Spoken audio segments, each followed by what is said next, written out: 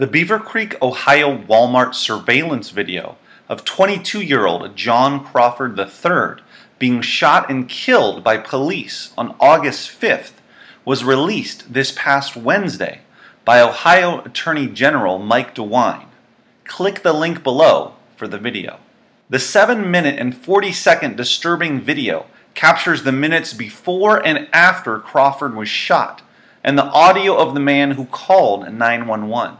The release of the video coincides with the announcement that an Ohio grand jury made the decision not to indict the involved police officers. However, the Justice Department will open an independent civil rights investigation. Crawford had picked up an air rifle while on his cell phone in the Beavercreek Walmart and carried it to the pet food section, holding on to the air rifle for close to 10 minutes. Another customer saw Crawford and called 911. Claiming that Crawford was waving the air rifle around and pointing it at people, and at one point saying he's just pointing it at 2 children, which Crawford was definitely not doing. Within minutes, the 2 cops arrived, and one or possibly both of them shot and killed Crawford. The police claimed they had ordered Crawford to drop the air rifle, but he did not, so they fired. However, after watching the video footage, it becomes clear that Crawford was indeed holding an air rifle, for whatever bizarre reason, by himself in the corner of the store, but he was not loading it as the 911 caller claimed, not pointing it at anyone except towards the ceiling, floor, and aisle of pet products he was facing. And when a mother and her 2 kids came into the same aisle as Crawford, he did not point his gun at them, as the 911 caller stated, or even look towards or notice the 3 people that were there. This tragedy was a combination of 3 major things. 1, a white man seeing a young black man as a danger before he even saw him holding what appeared to be a real rifle in Walmart, and then dialing 911 and sounding the alarm of a crazed black guy waving a rifle around with people, including children, nearby.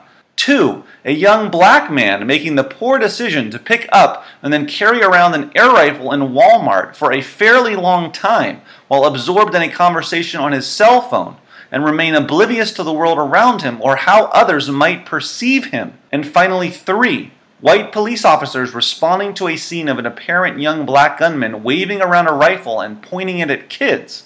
Even though that's not what Crawford was doing, and to be fair, the police officers didn't know the 911 caller was lying and exaggerating about the situation.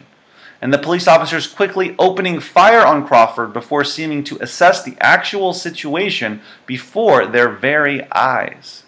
There was no one standing around or near Crawford when the police arrived. All Crawford was doing was talking on the phone while facing an aisle in the pet food section. The cops peered around an aisle maybe 30 or so feet from Crawford and immediately fired on him, possibly yelling something a split second before shooting, but not giving Crawford an opportunity to respond or drop his non-lethal weapon. The cop had his own rifle trained on Crawford, and Crawford's rifle was pointed at the ground. Therefore, the cop could have afforded Crawford at least a chance to drop the rifle, put his hands up, hit the ground, etc. before shooting and killing him. And if you are thinking, well, he just followed his training, the cop that is, then his training was shitty, and his assessment of the situation even shittier. At best, the cop or cops who shot and killed Crawford should be fired. And at the worst, they should be tried for murder. But of course they won't, because they are police officers and held to a much lower standard than the rest of us. Also, the 911 caller should be culpable in Crawford's death because he outright lied and severely exaggerated the situation he witnessed. And as a result, Crawford is dead.